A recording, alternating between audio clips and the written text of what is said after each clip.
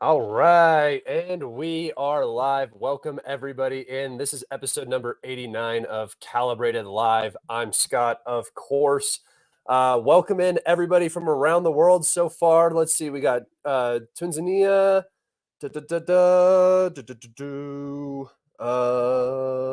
Italy. Nice. All right, I'm gonna go ahead and just retweet my live stream, and then we will get into it. We got quite a few map updates to go over today. A lot going on. The map is moving quite a bit. And while today's information was a little bit slow, I'm really expecting that tomorrow and into Monday, we're going to start to see a lot of movement on the front. So, yeah, we're going to get right into it. I'm just going to go ahead and retweet this really fast. Okay. And we are good to go. All right. Hello, everybody. I hope everybody is doing fantastic today. Hello in Moscow. Hello, Wesley. Hello, everybody. Hopefully, everybody is doing good. Hello from California, Spain. Awesome. So, like I said, we have a lot of updates to go over today. I'm actually going to just open Deep State map real quick, and we are going to take a look at the Ukrainians' perspective on the Kursk operation. So let's go ahead and do that. All right, here we go. Okay. Let's get into it. Deep State, boom, share. All right. Okay, so as you can see, this is the Kursk incursion on the 20th of August. So this is 11 days ago. And I'm just going to play this, and you're going to watch the date change up here, and the map will update as the date is progressing. So we're going to go ahead and do that. You can see some of the gray area has changed, but not a lot of changes. A little change right here. No changes. No changes. No changes. The 27th. The 28th. No changes. We did see a change on the 29th. If you guys notice, the Ukrainians actually were pushed out of Chernihiv. So here, I'll show it again. Boom, boom, boom. There you go. It's just a big deal because this has been basically the only near objective for the Ukrainians, and Deep State admitting that they have been completely pushed out of both sides of the city is not good for the Ukrainian push into the Kursk region. By all intensive purposes, this has been bogged down. This has become untenable for the Ukrainians now, and it is beginning to look like the Kursk incursion is going to probably have to be forfeit. They're going to have to pull out just because there's no way to really maintain this, especially with the deteriorating situation around Pokrovsk. The Ukrainians are in a very, very tight situation now. We talked about how this was a gamble, and I talked to you guys about how this was going to just be a 2-week PR adventure, and it was exactly what it was. The entire Ukrainian information space came back alive. Morale was boosted for 2 weeks, and then it carried on a little bit further than that. But as I just showed you, we haven't seen any progress in the Kursk incursion since the 20th. Any serious progress that isn't a couple hundred meters on either side, right? So the gambit failed. Zelensky's gambit into Kursk has failed. The Russians did not respond the way that the Ukrainians wanted them to. The success of the Kursk operation was not there quick enough and in a great enough, sort of collapse of the Russian lines here that the Ukrainians were able to gain something out of this. They have lost a lot of fighting combat capability by going through this incursion. They have lost a number of Ukrainian soldiers to be, becoming POWs. So the whole exchange fund excuse that the Ukrainians used for this doesn't make any sense. Through this action, they have negated the ability to negotiate with the Russians. So that didn't make any sense. The only goal, like I've talked about multiple times here, is the nuclear power plant up in Lvov up here. But as you can see, the Ukrainians were nowhere near reaching that. So as was predicted, this ended up just becoming a big, failure. It's the only word you can really put to it. This was a failed operation. It did not achieve its goals. It wasted a ton of resources. And now the Ukrainians have put themselves into a position where they are politically trapped in Kursk and they're suffering for it militarily, right? That's the current situation. And it's probably going to keep going on because, as we know from the Ukrainians, they will not retreat from anywhere and they will hold this with whatever they possibly can for as long as they possibly can, because losing Kursk while everything is deteriorating in the east looks like the dumbest play ever. If this would have worked, it would have been some genius level 4D chess, right? But since it didn't play out that way, it's going to be remembered now as the operation that led to the collapse of the current Ukrainian regime. That's what this is going to be. Mark my words there. Whether the regime collapses or not, I'm using that as a placeholder. This operation is going to be responsible for the loss of all of this right here. So that's very, very big, very important. And again, we've talked about this. Once this area is lost, this area becomes basically free game for the Russians. There's just nothing back here. All right, take us back over to the thing. All right, we are now 5 minutes in. We got enough people in here, so I'm just going to go over my little advertisement, sell myself a little bit. I appreciate you all so much for being in here today. Thank you so much for coming on and watching the video. The live streams are so fun. I like interacting with you guys, and the chat's getting bigger and it's getting better every single day, every time we do this. If you wouldn't mind going and subscribing and clicking that like button, leaving a comment, that is the easiest way you guys can support me. That helps me so much, gets me more subscribers, gets me more views. That helps me more than anything else. I appreciate you guys so much for doing that. I love doing this work and I just want to make it bigger and better for everybody. So that's the goal. Outside of that, if you wanted to support me financially, a little bit more support, I do very much appreciate that. And I do provide content for that support. If you head over to my Patreon, Kalibrated,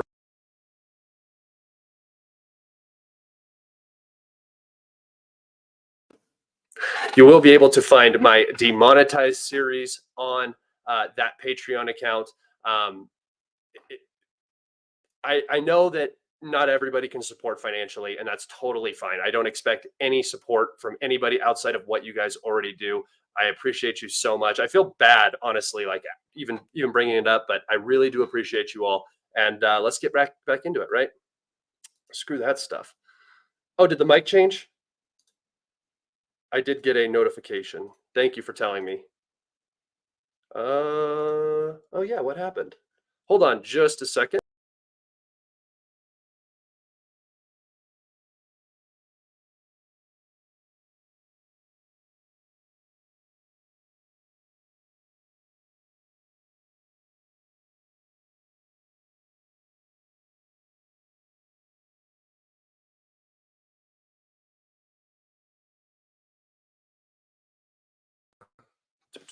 Let's see, did that do this trick? Audio, microphone. My goodness, guys. My goodness, we just can't get this right today, can we?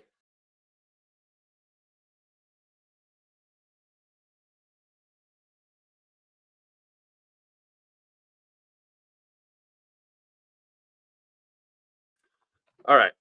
Let's see. Are we back? Still no. What is happening?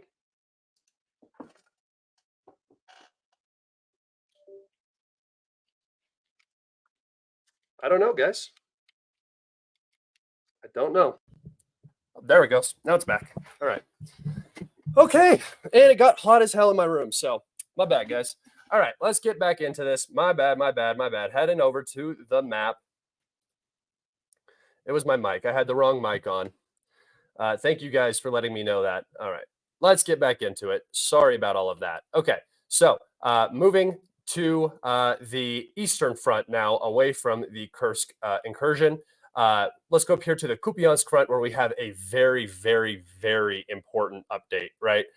So coming over here, we can see that Sinkivka has been captured. The Ukrainians have been fighting for this, and the Russians have been fighting for it equally. But the Ukrainians have been fighting tooth and nail to hold this for a very, very long time now, over a year and a half, I believe. It has been the epicenter of many battles. It's been very difficult for the Russians to move in here. This capture alone is probably one of the most significant of today's update, just because of the implications to this entire Oskol region right here. If the Russians are able to come down and get into Petropolivka and cut this highway right here, that would mean that this entire area basically loses its logistics from Kupiansk, which makes everything much more difficult. And then if the Russians get down and are able to cut this highway that heads south, they will also cut a lot of the logistics for these settlements along the Oskol River. So these advances are, while they might look minor, they have major implications on this battlefield, right? Okay. Let's go down here to Peshane, where we have just two small advances out of Peshane in the direction of Kozlenivka, and more importantly, to cut this highway and reach the Oskol River. The Russians are very, very close here now, which will isolate the northern pocket and this sort of southern pocket, divided in two, and then the Russians should be able to capture this northern pocket more quickly.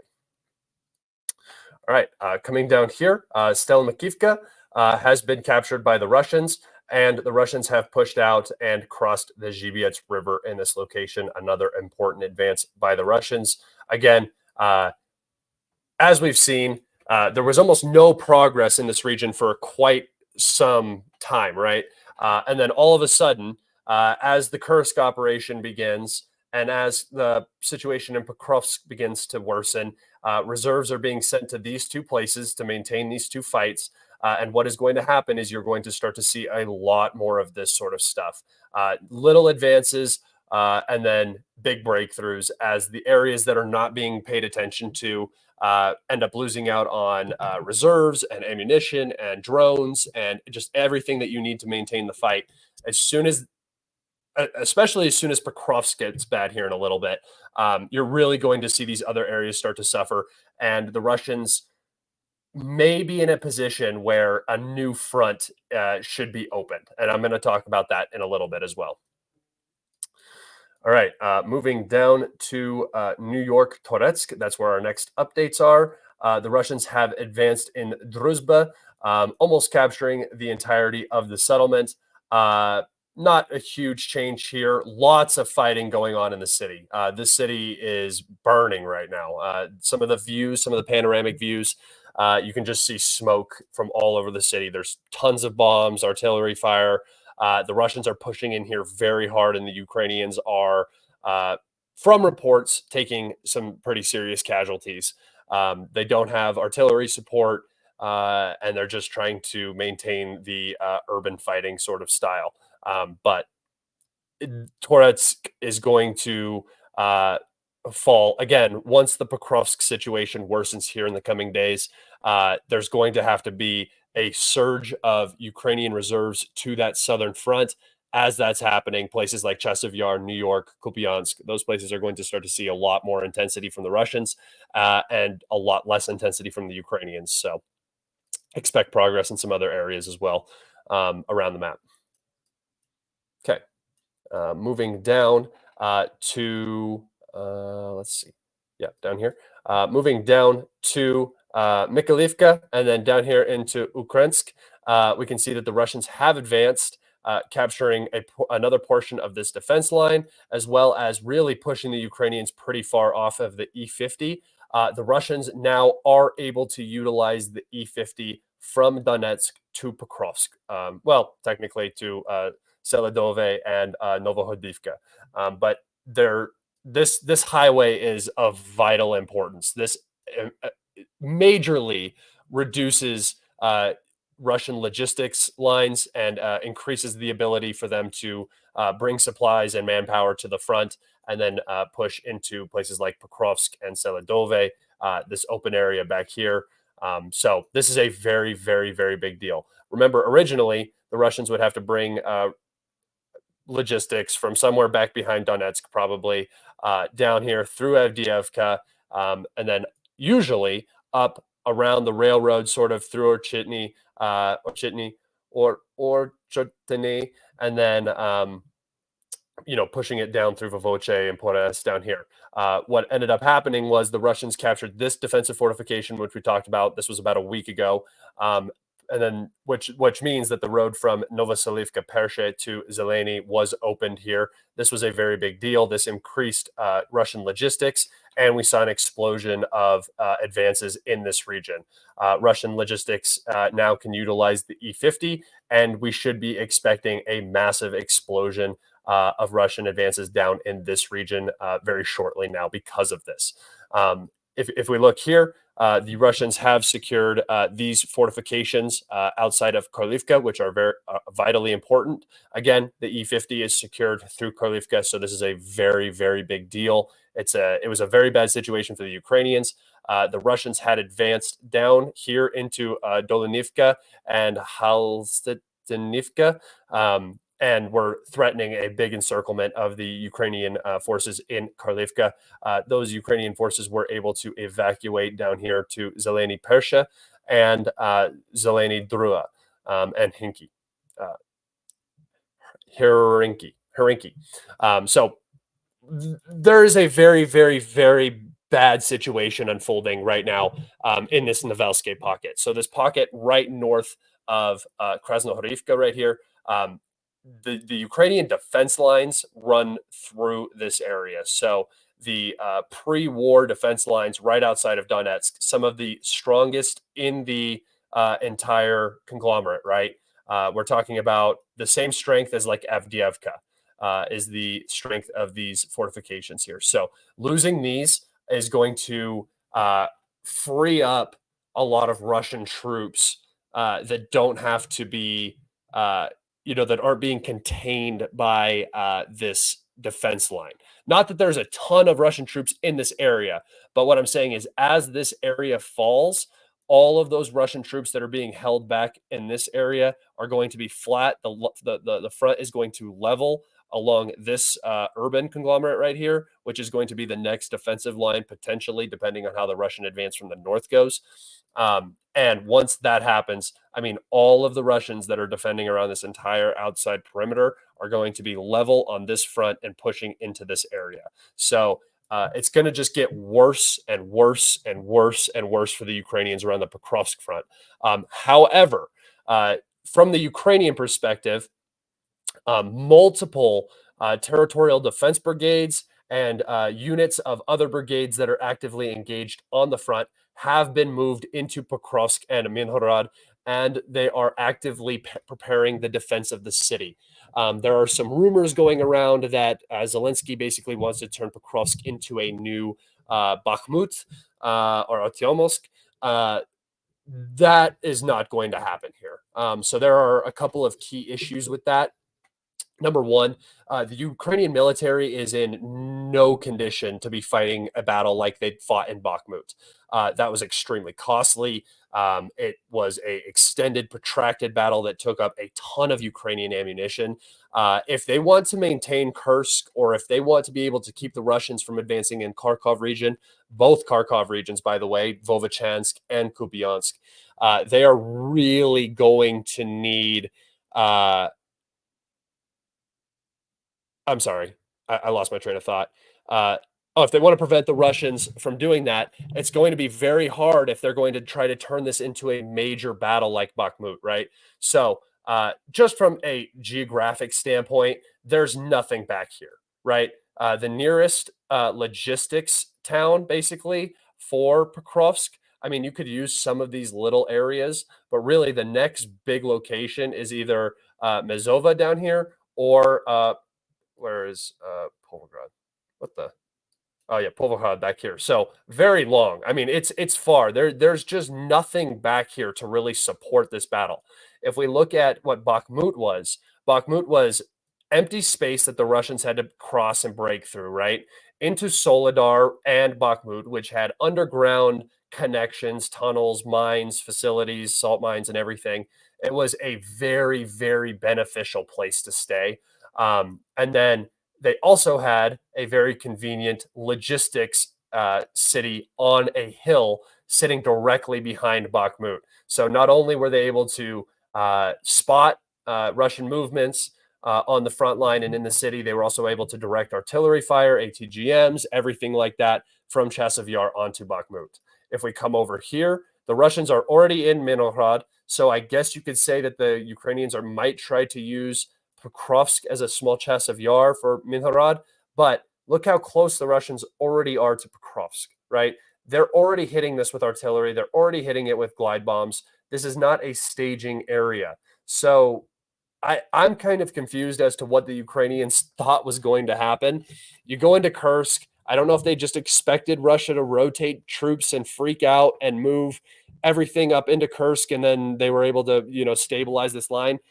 It didn't happen. It didn't happen in the slightest. So the situation now is like on a scale of 1 to 10, the Ukrainians are looking at like a 3 in terms of the reality of the situation. And just so you know, a 2 is the Battle of Berlin, basically. That would be a 2 in my book. So the Ukrainians are getting to the point where the war is looking really, really, really bad for them. There doesn't seem to be a path to victory. And what is about to happen is probably the most horrific use of untrained and ill-prepared manpower that we have seen in a very, very long time in human history, just in terms of battles. The Ukrainians are going to use these territorial defense brigades to try to hold Pokrovsk. They're going to use them as meat, and it is going to be brutal, this battle, because it's just not set up in Ukraine's favor in any way, in terms of manpower, in terms of ammunition, in terms of geography, topography, everything like that, not playing out in their advantage right now. So this is not the place you want to be taking this battle, but it is the place that the Ukrainians now have to take the battle because they lost all of this on the approach, right? What I would relate this to sort of is, like I said, the approach to Bakhmut. So from Papasnaya and from like Severodonetsk and stuff up here, it took a long time to get through these fields and reach Bakhmut. In fact, a majority of Wagner's casualties, especially the penal battalions, were from Papasnaya to Bakhmut. Covering this open territory was brutal for the Russians. They ended up doing it. It took them a long time. But once they were able to do it, once they got into the urban fighting, that was the key for the Russian success. The Russians do very good against the Ukrainians in urban fighting. So we come down here and we see that the Russians are almost already in the I'm just going to go ahead and say in the city. I just consider this one city, basically. The Russians are already to it or almost to it, so not a lot of distance to cover. And this really was the sort of from Papasnaya, which you could say, or Chitny, to Minhorod right here. That was that same Bakhmut, Papasnaya distance. So the casualties in here were the highest. I mean, obviously, outside of Avdiivka and stuff was some of the worst, I think, for the Russians. Since we've gotten past Vovoche down here, the casualties on this sector have dropped off significantly for the Russians as the progress has increased. So, yeah, that's the situation around Pokrovsk. It's not good. And as the battle for Pokrovsk begins to unfold, Seladove as well, as these battles begin to unfold in totality, get ready to see Russian progress, more Russian progress in Kupiansk, potentially Kharkov, the removal of the Kursk incursion, and potentially something here in the south as well. Okay. And remember, guys, if you have any questions, you can always ask through super chats. If you have questions and you want to throw them up, I come back and check the chat every now and then, so I might see them. Might see them, might not. All right, moving down to the 0532 front, which it's almost past the 0532, so not so much the front anymore, but it's still behind in some areas, so we're going to still call it the 0532 front. The Konstantinivka, the village of Konstantinivka has been totally captured. I believe that this little neighborhood up here is part of Konstantinivka and not part of Perskakivka. So if that is true, then the Russians have secured all of Konstantinivka, as well as advancing through the fields just south of Pobieta. Again, this is what I talked about being the go time. As soon as this front is leveled along this highway, as soon as the Russians gain access to this line of logistics, it should be go time for the push on Vuhledar. Here, outside of Vadyan, the Russians have advanced through these fields and are on approach to Vadyan. There is likely already fighting happening in Vadyane, and this is very important because for a number of reasons. Number one, this is sort of the logistics hub for Vuhledar. The Ukrainians now have to supply Vuhledar through these dirt roads back here. Not good for the Ukrainians. It's just more difficult. More accidents happen, more mistakes, more flat tires, everything like that. So it makes things more difficult. And the Russians are advancing closer to the number one coal mine here as well, which the number 3 and the number 1 coal mine are also pretty decent strongholds here that the Russians will have to work through. And then over here, just west of Pavlivka, the Russians have advanced through the fields, capturing a strong portion or a large portion of this area and pushing up onto this highway right here. Okay, and one last update here. The Russians have advanced out of Staromayorsk and Urozhain and have made it almost into the settlement of Makarivka. If you remember Makarivka, Blahodadne, these were the first villages lost when the Ukrainians launched their offensive out of Velika Novosilka after the Robitny push had stalled. So yeah, that is it for updates today on the map. But was there anything else I needed to talk about? I'll probably remember. But yeah, so that is it for the map updates. I have some articles if you guys want to go ahead and can you please correct the spelling of Minharad on your map? No. Good. I didn't even know it was misspelled. I'll do it later. If I misspell stuff, guys, it's just because I do these at like 3 in the morning sometimes, and I'm just speed typing, and I just press enter. So we will talk about the F-16s, guys. Do not worry, that is going to happen. I did want to talk about some articles though, so we're going to get into those. Drink of water real fast. Grab that water bottle weird. All right. So these are just some articles. This one's by NBC News. Who blinks first? So this is a major cope.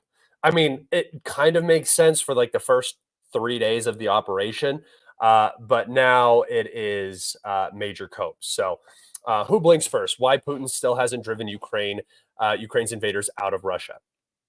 So most of this doesn't really matter. This is just kind of the overview. But one important part from this is that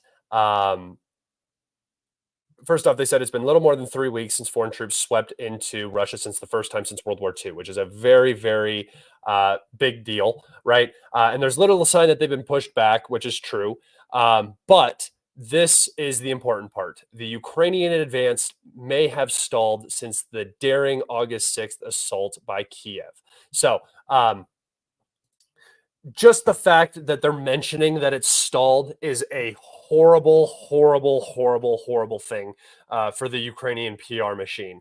The fact that stalled is being used on this operation, which is supposed to be a lightning operation to achieve something dramatic, is horrible. And it brings back memories of other stalled offensives by the Ukrainians. The original Kherson offensive that was stalled for 3 months. The Belgorod incursions, obviously not a huge deal, not as much stalled, but still important. Robitny another stalled offensive. Novoselivka Persha, Novoselivka Persha. Velika Novoselka on the Zaporozhye line, Krinky, and now the Kursk incursion, right? So you have this reoccurring pattern of getting stuck in places and not achieving the results you want, because obviously the opponent you're going up against is an incredibly strong and much more powerful nation state. So it never made any sense. It doesn't make any sense to fight, and I've been saying this the entire time. Somebody asked me today, at what point did you know that Russia was going to win?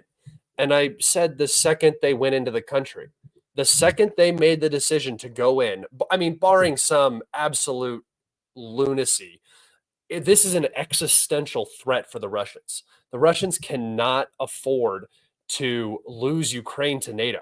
That's the whole reason they went in, right? So the threat is existential to Russia.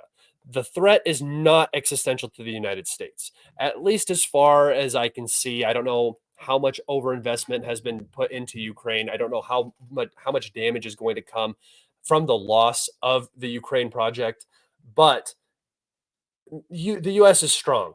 Losing Ukraine is not going to be the end of the U.S. So it's not existential for us. We don't need to commit everything in order to win, because that's what we have to do.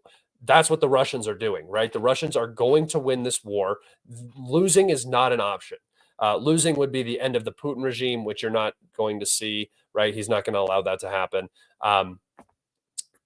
It's just not going to play out like that. So the whole who blinks first thing, again, is just a very, very weird way of describing it, when even if the Russians blinked and went and defended Kursk and the cross progress slowed down, it doesn't mean that in 3 weeks it wouldn't be back to normal, right? It wouldn't be back to the Russians pushing in Pokrovsk. It may have slowed them down for a little bit. It's not going to change the actual calculus on the equation on the front line. So yeah, I knew from the day it started. You're talking about a country with 180 million people versus a country with what, 30 million people now, maybe less. That's just the math was never there. It was 2 plus 2 and it didn't equal 5. So that's how long I've known. But getting back to this article real fast, there was one more part I wanted to read. So this seems to be a game of who blinks first. A Western intelligence official who asked to remain anonymous due to the sensitivity of the situation. Yeah, I would want to be anonymous too if I was making claims like this. If I was making ridiculous statements like it's whoever blinks first, when I know good goddamn well that's not the truth, I would want to be anonymous as well. Ukrainians are taking and holding Russian land. Russians are pushing in the east. It could be a question of who withdraws their forces first. A key goal of Ukraine's surprise attack on the southern Kursk border region seemed to be easing the pressure on its industrial heartland, where Russian troops have been advancing against outgunned and outmanned defenders. So, again, another very, very telling article coming out from the West. This is NBC News. A year ago, this would have basically been unheard of. I mean, 2 years ago, I guess this would have been unheard of. A year ago, they were talking pretty bad about the Ukrainian counteroffensive. So, oh, we got a question. Oh, thanks a lot, man. Hey, Scott, your hard work and insights are appreciated. Hey, man, you're appreciated. Thank you for being in here and watching. I'm hoping you guys are enjoying the show. I'm hoping that you are enjoying the show, Lori. I really, really appreciate all of you guys. You guys are awesome. You're making this happen. It's not the other way around. So I appreciate it. All right, here we go. Next article. So this, I'm actually going to talk about that one last. Let's go with this one. Okay, so Russia pushes on key Ukraine city while Kiev's Kursk incursion slows. So just another article out of the BBC, sort of like everybody got the fucking memo, right? Everybody was like, yeah, we need to start writing articles about how this is failing before we lose our credibility, because it's becoming very, very obvious, right? So the Kursk incursion is slowed. Everybody has said that it's stalled, but nobody wants to actually admit that. But I'm just going to read a little bit of this. Russia has made sweeping advances in recent days that threaten to outweigh the gains made by Ukraine in its cross-border attack. Actually, I think we should use all-out invasion, full-scale invasion into the Kursk region. Russian forces are just a few kilometers from the Ukrainian city of Pokrovsk, a crucial logistics hub used by the Ukrainian military. Home to a key railway station and major roads, Pokrovsk is an essential supply reinforcement point for Ukrainian troops on the Eastern Front. So, guys, every article now, I know that I read the beginning of the articles and it's just the overview for the people who don't know what a Pokrovsk is or what a Ukraine is. But the reason I read that is because it reveals a little bit of the feeling of the article every single time. When they're not focusing on Ukraine's achievements, they're focusing on what the Russians are doing and how scary it is. It really gives you a sense of how some of these Western blocks of power, I guess, are thinking. You know, BBC, which is obviously British. You have like the Washington Post and things like that are more obviously American. You have Bild, which is German. So you have all of these different news organizations, and if you're reading these articles, you can start to get a feel of what the feeling is in these places and their outlook and their foreign policy direction towards things like the Ukraine project. But yeah, on a visit to the front line, the Armed Forces Chief General Alexander Syrsky said that Russia was throwing everything that they can move into this assault. Sure, they were. This is projection. This is not everything that the Russians have. Ukraine, in fact, threw everything that it had into the Kursk incursion. So again, projection here from one Syrsky. The situation is extremely difficult. No shit. The Ukrainian President Vladimir Zelensky conceded on Wednesday. If we lose Pokrovsk, military expert, how many people do they need to quote here? The entire front line will crumble. So there you have 3 quotes from the general of the Ukrainian armed forces, the chief of the general armed forces, the president of Ukraine, Vladimir Zelensky, and military expert from Ukraine, saying that the front line will crumble, the situation is extremely difficult, and the Russians are throwing everything they can. So if that's not preparing your audience for what's about to come, I don't know what else is. Pokrovsk is going to become the anticlimactic climax of this war.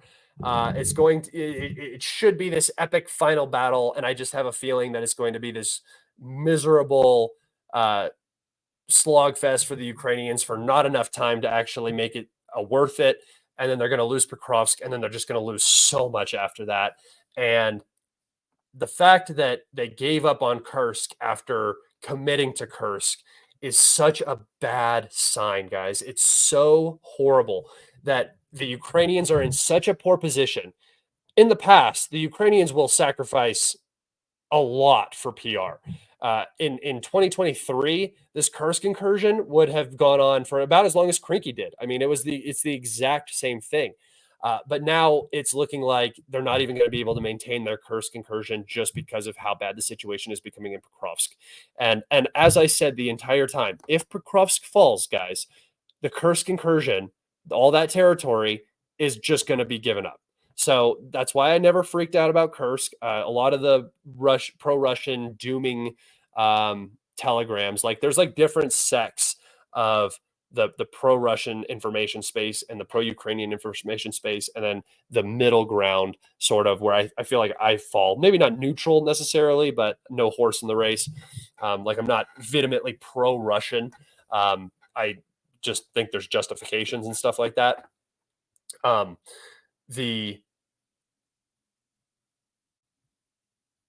The Kursk incursion won't matter once Pokrovsk is taken, and once the lines collapse and the Ukrainians can't stabilize and they're losing and losing and losing and everything just turns into chaos, none of it matters. So the fact that they're redirecting forces from Vuhledar, like the 72nd, which has been defending Vuhledar for a very, very long time, was just pulled out of Vuhledar, and which is a bad sign for Vuhledar.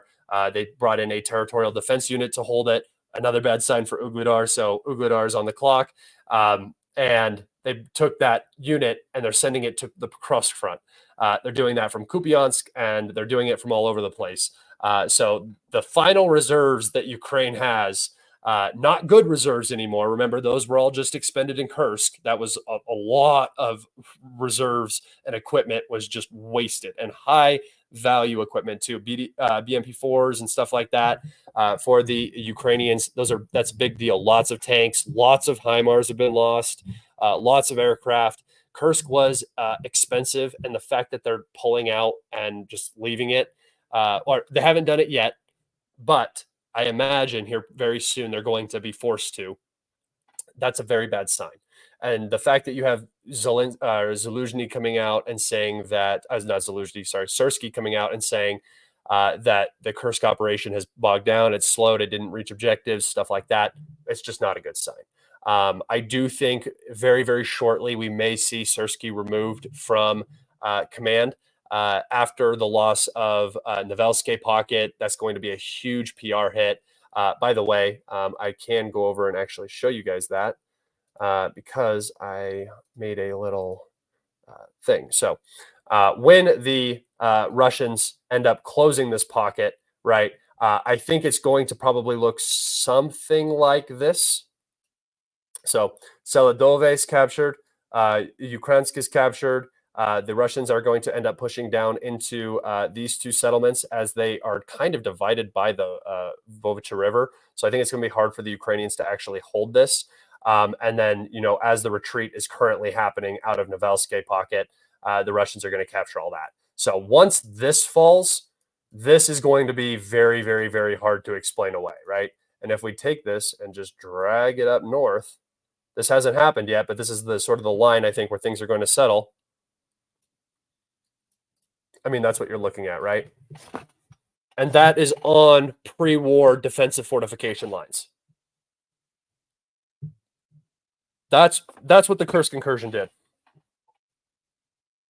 They did that. So yeah. We'll just go like this back.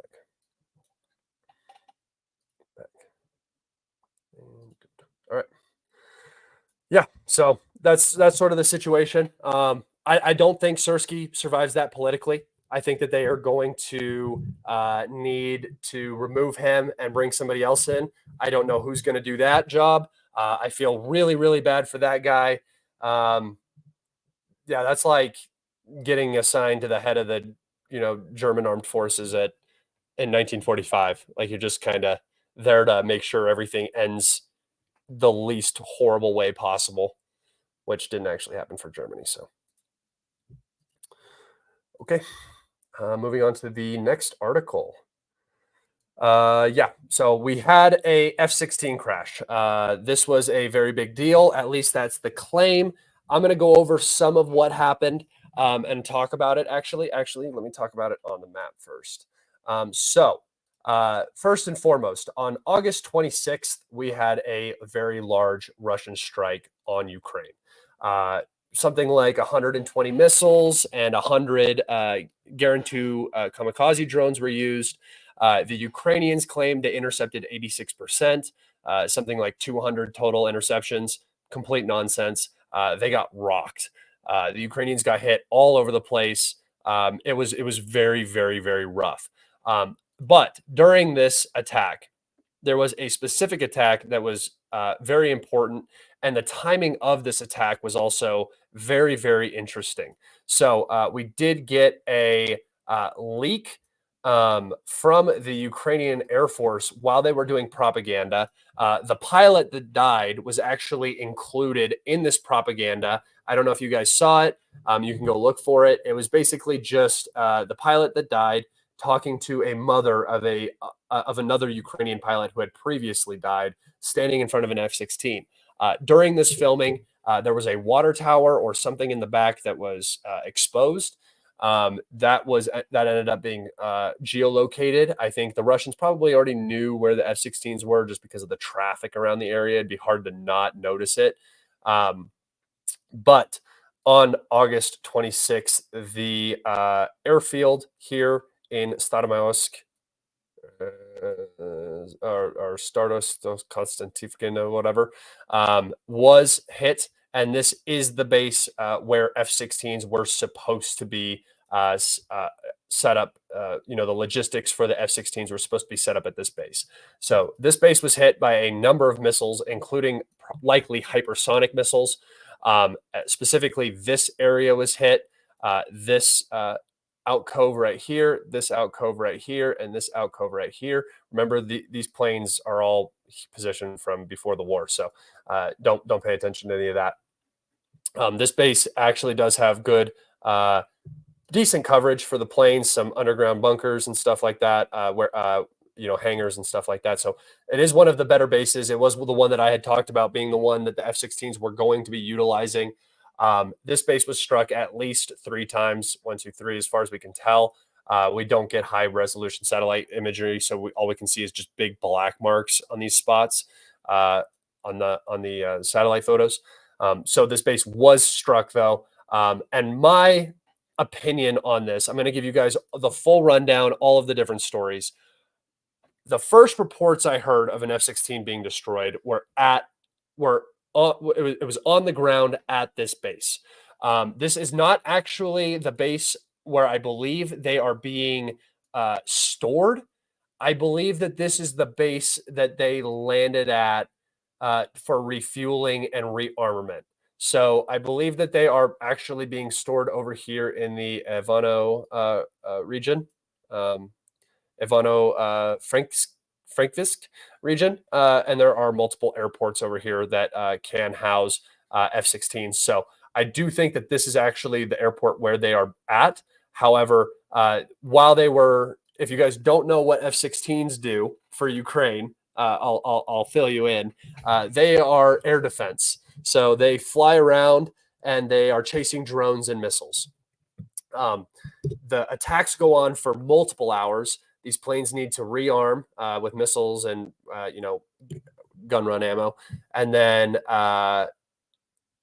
refuel as well. So these planes come in. This was the report, is that the planes landed here as soon as the Russians got word that the Ukrainian planes, the F-16s, were landing. The MiGs were in the air. They ended up firing at this base, and that's how I think that the pilot and the aircraft were destroyed, was on the ground.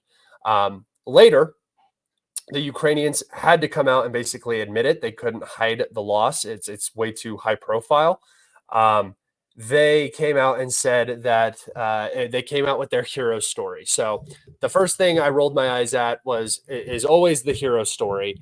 Valiantly died defending Ukraine, shot down X number of missiles, X number of drones, and then was unfortunately taken down, crashed due to pilot error or being struck by something, whatever. This is actually not unreasonable, funny enough. It's actually happened multiple times. There have been a couple of MiGs that have been taken out of the sky by Garand 2s. So if this F-16 was taken out of the sky by a Garand 2 kamikaze drone, not actually being hit by it, but as the plane is trying to intercept it, something ends up happening. The plane catches shrapnel, something like that. Plane goes down. Funny enough, it would be an Iranian drone launched by Russia over Ukrainian airspace, taking out a Dutch F-16 provided by the United States. I just thought that was kind of funny. That's if you didn't think we were maybe in a world war, we kind of maybe are. So I just thought that was kind of interesting. That was the first story that came out. I didn't really believe it because, again, anytime you're making somebody seem like a hero after death, it's not. It always makes me question the factual basis of the claim, right? And later, just confirming my suspicions, a few hours later or a day later or so, another report came out saying that a friendly fire incident had happened and the aircraft was actually taken down by a Patriot launcher. Now, this could be true because friendly fire incidents do happen. It is possible. My only concern is that they came out with one story and then they came out with another story. And both of these stories seem like they're saving face for what actually happened.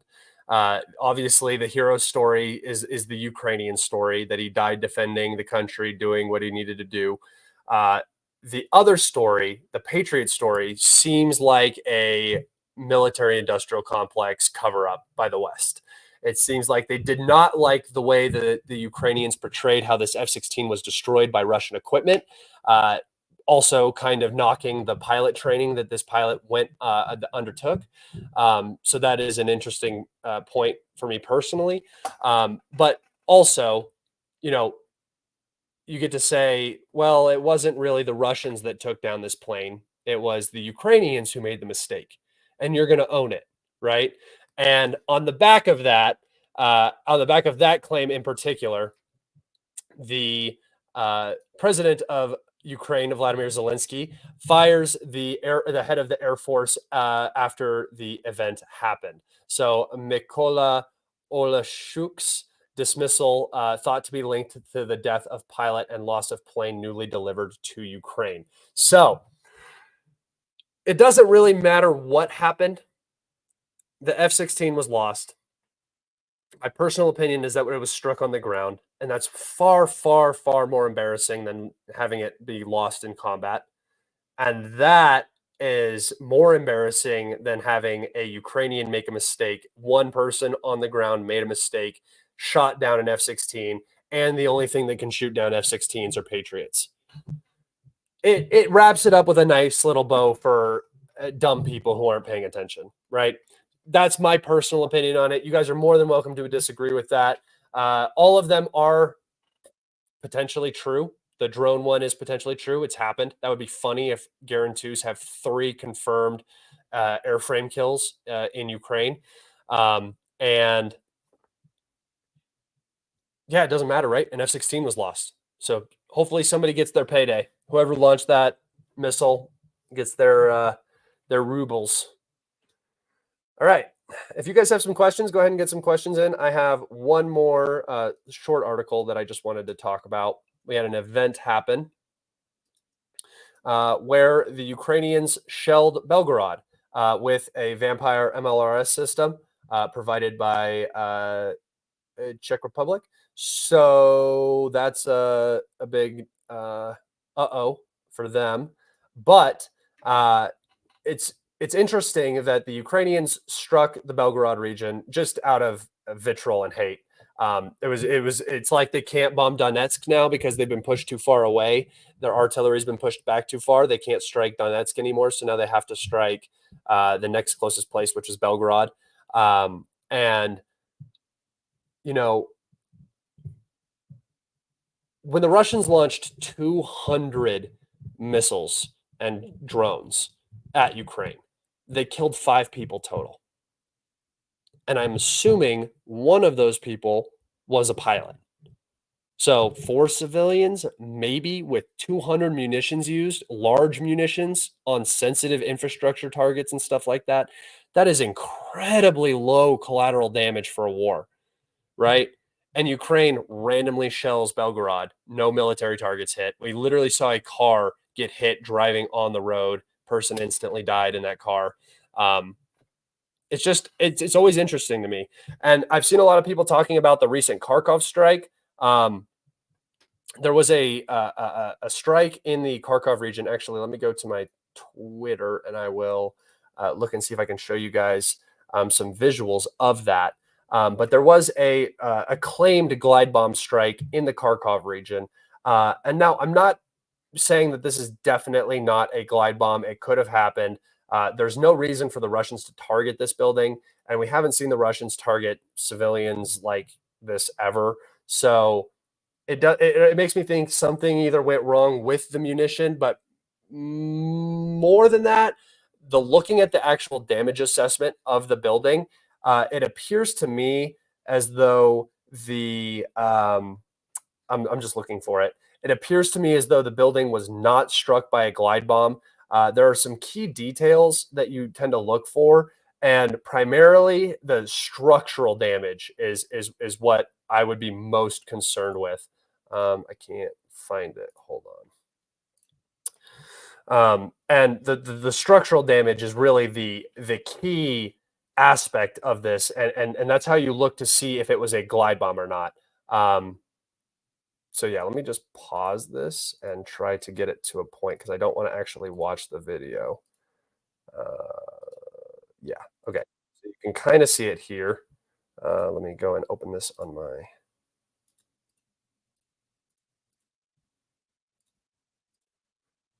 So you can kind of see it here. It's this backside of the building. It was hit at the very top. I've watched a lot of glide bombs hit a lot of these exact same buildings over the time I've been watching this conflict, and I have never seen only the top corner of a building like this get destroyed when a glide bomb hits it. When a glide bomb hits a building, usually it takes out a whole the explosive force is just so great that usually it structurally compromises some aspect of the building and collapses it. This one again, and I don't do this, I haven't seen one of these for a very long time, so I'm not making these claims often. This one looks like an air defense hit to me. The fires at the scene are indicative of air defense missile.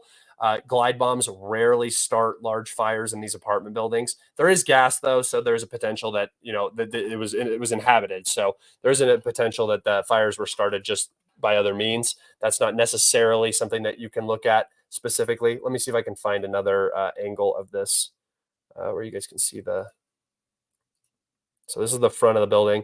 And you can see down here, there's not a lot of material that got thrown away too. What I think happened is, an interceptor came in and struck the top corner of this building. There is better angles. There is drone footage where you can see them flying around. I don't have that ready to go. But really, it's just this very top corner of the building. And yeah, very sad because a lot of people lost their lives. A young woman in particular was hit in the head. Uh, she was sitting on a bench and she got hit in the head by some debris. So, very unfortunate. Civilian deaths are always a tragedy.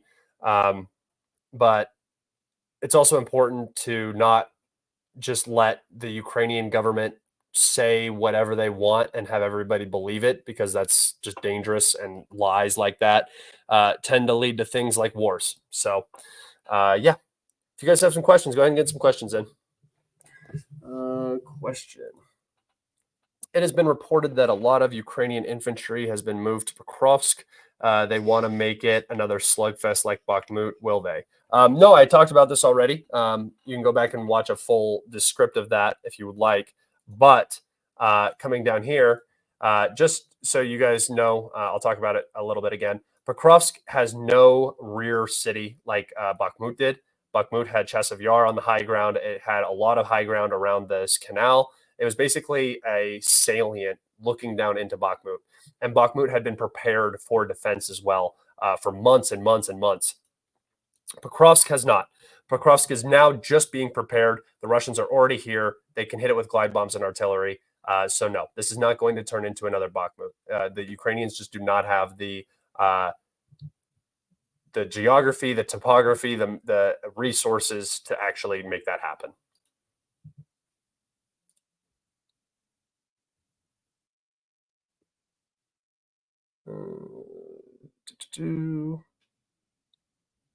New mic for Scott. Yeah, I'm actually probably gonna buy a new one. I want to get one of the ones that hangs like this, like it's like a big one, a nice one, like a studio one.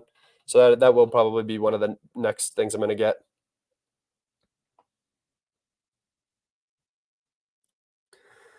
How do you know that Ukraine doesn't have any more fortifications? And what if they were hidden just like the Russians did in Zaporozhye? Okay, well, the Russians did not hide their fortifications in Zaporozhye. I mean, they hid one line of fortifications, but the Ukrainians don't have that. They had fortifications out here.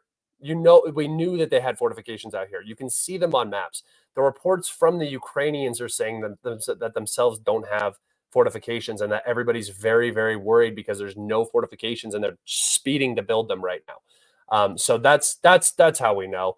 It's really hard to keep big structures like that a secret. There is probably defensive points in the city, but in terms of massive fortifications like we saw in Avdiivka or New York and Toretsk, no, nothing like that. Why hasn't there been movement on the Seversk front, even though the city is low ground and the Russian? Because um, The Seversk front is just difficult for the Russians to push into. They are making progress, though. We've seen progress all along this front. This entire bottom corner has basically been captured.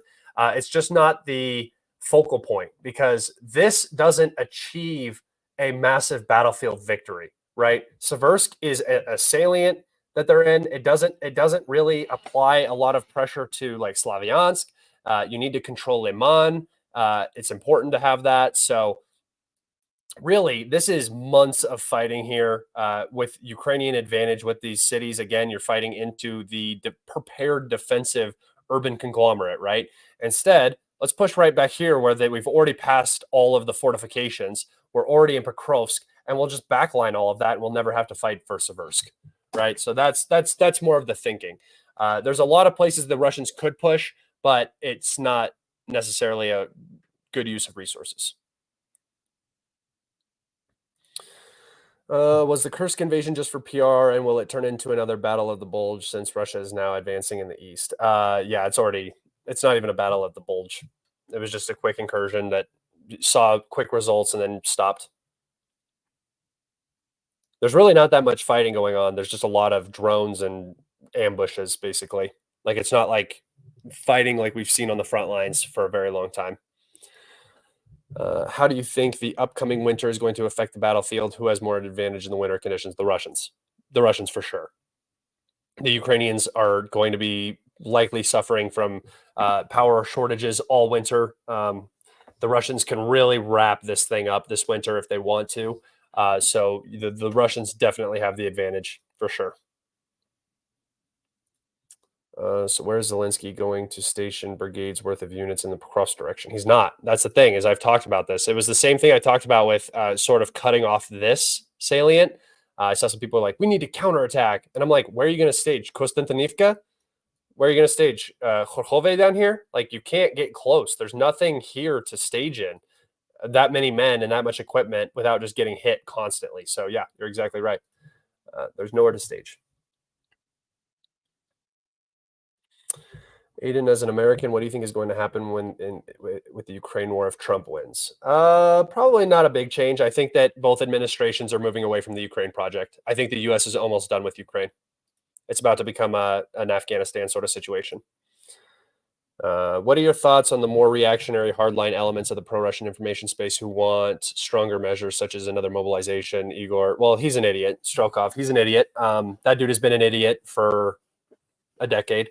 Crying, whining. Either the Russians are advancing too fast, according to some of these pro-Russian dooming pages, which is just the most ironic and funny shit I've ever heard of in my entire life. No, I do not think another mobilization is needed. I think that it's easier to be sad and depressed than it is to be energetic and hopeful, I guess you would say. And not necessarily that you always have to be hopeful. There is a good time for dooming. Dooming is a very real thing that needs to happen sometimes. But it's just ridiculous talking about the Russians needing another mobilization when there isn't an ounce of manpower shortage on the battlefield. Unless you're a pro-Russian doomer who thinks we're just going into World War III and mobilization now means that we'll have men to fight the next war, maybe. But I don't think the Russian goal is to fight another war, at least another large war right after this. Thank you for your question. Do you think the Russians will pin AFU reserves around Pokrovsk while they go south and collapse the entire southern division? I think they're going to do that in multiple locations. I think they might try it in Zaporozhye somewhere. I think they might try it. They're going to try it in the Kupiansk direction. They might try it in the Kharkov direction. They might try to undo the Kursk incursion because that would be a huge morale hit. Or they might try to go for the south, as I've talked about multiple times. Yeah, it's very possible. I think the Russians have a lot of options and a lot of opportunity, which is just very different from what the situation that the Ukrainians are in.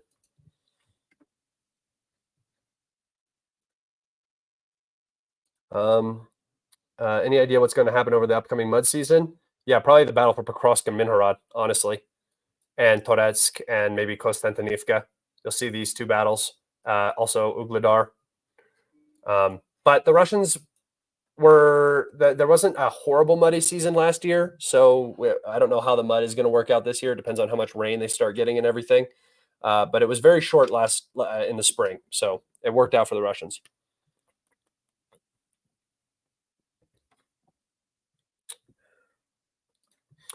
Are you ready for U.S. Civil War 2.0? Always, always, bro, always ready. What will be Ukraine's next 10D chess $1 million IQ to change the game? Probably just terrorism. I feel like it's just going to be terrorism. It's the only way that they can get in the headlines and cause Russia to make a mistake. Can you give your thoughts on when they might enter the city of Kupiansk? I would say probably pretty soon with the advancements we've been seeing. Probably pretty soon, in a month or so, for sure. How trained are the National Guard units in Pokrovsk? The ones that just got rotated in? Not. These are territorial defense units. They have the lowest level of equipment. They have the lowest level of training, and they've always just been meat. They just put them in and you sit in a trench.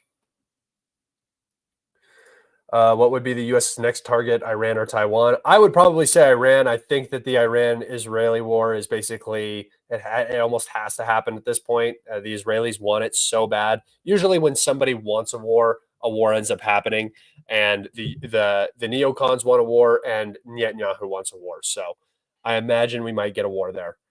Taiwan is, I've always looked at Taiwan as being an impossible place for the U.S. to defend. The only thing that Taiwan would be a means of turning China into what they tried to turn Russia into, like the enemy, like turn it into the axis of evil, get them to invade Taiwan,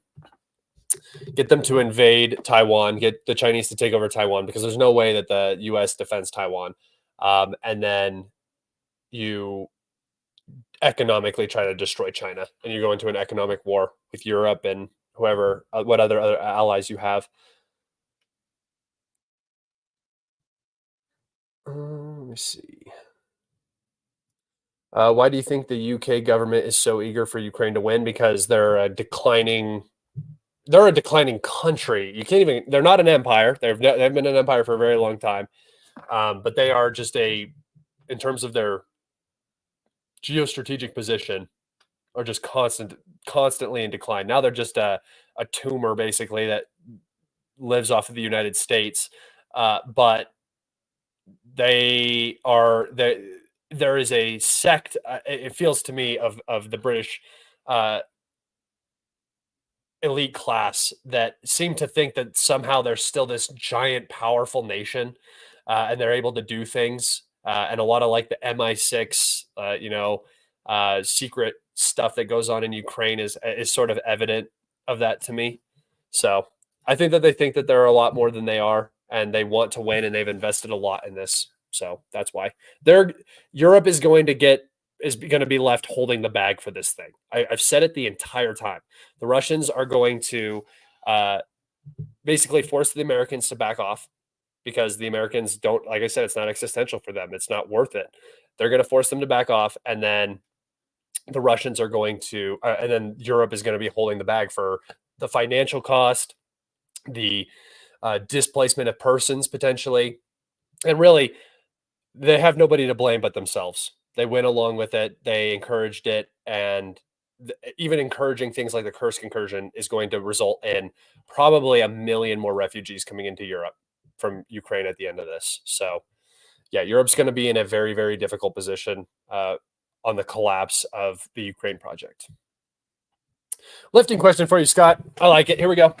How do you rank bench, squat, deadlift from most to least favorite? Impressive 5-plate deadlift, by the way. Yeah, I'm going to try to go for 6 something on my next one. That's starting to come up a little bit more. My 80% deadlift now is like 435, so I've been doing pretty good. I'm sorry, 500 pounds. 500 pounds. I'm going to try to get it up into like 515, not 615. Deadlift, squat, bench. In terms of importance, I think that deadlifts are just my favorite exercise. Squats, for my leg growth, I never really got the most leg growth out of squats, but I do them. I do Smith machine squats now. I don't do free bar though. And bench. I used to be able to bench 405. It was one of my favorite lifts. My shoulders, it's just not worth it to hurt my shoulders now if I want to keep lifting. So I don't do flat bench. Incline bench over flat bench every day of the week. And I can incline bench like 225 for reps. So that's kind of where I'm at. I don't do flat bench anymore. It's like the least like ergonomic, I guess you could say, lift. Like mechanically speaking, it's very bad for your shoulders and your chest muscles. Sorry, guys. After Kursk, what do you think might be Zelensky's next Hail Mary adventure, and why are all the NAFO tweets criticizing Jake Sullivan recently? They're just going to criticize everybody. Just get used to it, guys. There's going to be lashing out. I'm waiting for the anti-West Ukrainian faction to form. That's going to be a problem. The anti-Europe, because they're going to feel betrayed. They were let down. The U.S. could have done more, right? That's what they always say. Even though they really couldn't, they're going to say that, and then they're going to blame the West. And I think there could be an interesting shift in Ukraine once they get abandoned and they realize exactly what had happened the entire time, and they realize that the Russians were telling the truth, that the U.S. was just going to leave them and abandon them. I think that that's sort of going to be the outcome of all of this. Good questions today, guys. What do you think about the Ukrainian foreign minister saying some Polish territory is Ukrainian? I think that's the most Ukrainian thing I've ever heard of. Do you know who their national hero is? Go Google Stefan Bandera for me real quick and just go look at what he did in the 1930s and during World War II. Just go check it out. And the Polish really don't like the Ukrainians. And again, this is another thing I'm talking about. They're pretending to be friends. They weren't friends before 2022, right? The Ukrainians and the Polish had a lot of disagreements. They became friends because of their common enemy. And now that common enemy is not really so much of a common enemy anymore as things get more and more difficult. As their own individual survival and needs come first, old historical things like the Vuhledar massacre and stuff like that really start to weigh on why are we sacrificing so much for these people that did this to us back then, and then still talk about it and still celebrate the people who did it. It's a bad look. Scott, how will Russian pilots and 80 operators collect their bounty and a tidy sum if the Ukrainians insist on shooting down their own F-16s? They're just going to actually mail that money to the Ukrainian operators of the Patriot system. They're going to just deposit it in their account and say thank you. And then those people are going to be traitors for accepting that money. I don't know.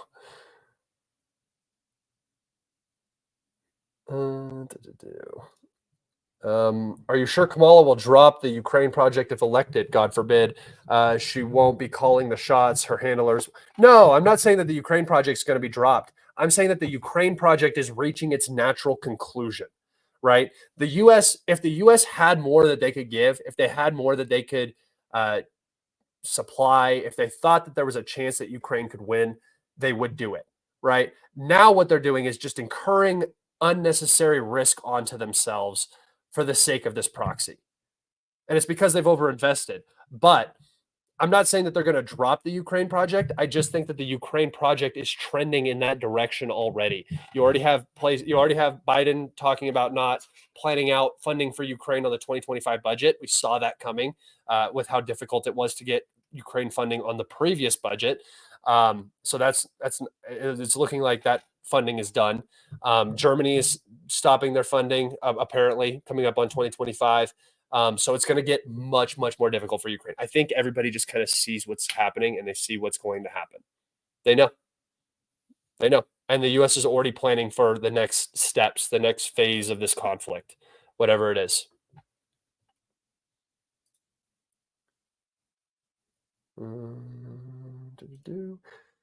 Imagine Russia and the United States would change locations and the West would do with U.S. what they did with Russia. What would U.S. do with Europe? Genocide? No. They would just fight a brutal war in Ukraine, probably. They would just destroy Ukraine from day one. Kind of like the antithesis of what the Russians went for. and then the war would probably be over very quick. And depending if Russia was the hegemony, and the U.S. was in Russia's position, I think it would almost probably go the exact same way, where you'd have like a massive sanction regime and stuff like that. But who knows? That's a wild hypothetical. I don't think they would go after Europe, though. It doesn't make sense. You still want Europe as your trading partner. That's the thing, is Europe has money. Belarus is preparing something near the Kursk border. Any chance they get in Russia to throw out Ukraine from the Russian? No, I don't think Belarus is going to get involved. They have that marking, which is like another thing. It might force Ukrainian troops to move resources up into the region, but realistically, no, I don't see the Belarus doing anything. It makes no sense. Again, the Russians are winning. Why would Belarus change the equation and get involved and make the situation different? That force that's up around Kiev might be there in case that there is a regime change in Kiev, and then those forces come in and take over control of Kiev so that they can install whatever government or whatever they want.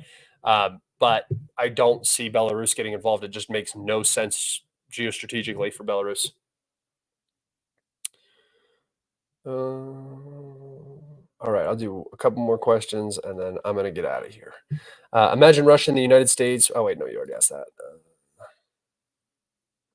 that. Scott, how would the U.S. react if neighboring Mexico sought to join a military? Yeah, I kind of just talked with this. I think the U.S. would just basically destroy the government and install whatever government they wanted.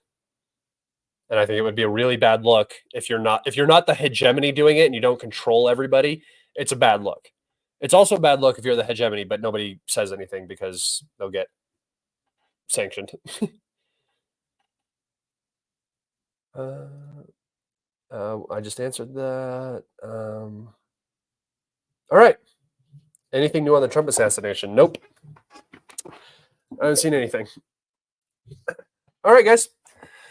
I really appreciate you all. We had 8,359 people watch the live stream today. That is awesome.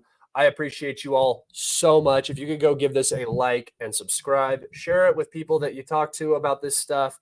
I really appreciate all of you asking questions. I know it's very weird, but it really helps me like get new ideas and start thinking about things, and it just makes my brain kind of go into overdrive. So I really appreciate all the questions that you guys ask. I really appreciate you being in here. Take care. Enjoy the rest of your weekend. If there is some massive breakthrough by the time I'm scheduled to go on tomorrow, I like to do 4 p.m. Eastern Standard Time. That's my normal now. If something happens, there will be a post on my Telegram. You can find that link in the description of this YouTube video. Go check that out. You will have all the updates of all my live streams and everything. But other than that, everybody take care. I love you so much. Be safe, and I will see you on the next one. Goodbye.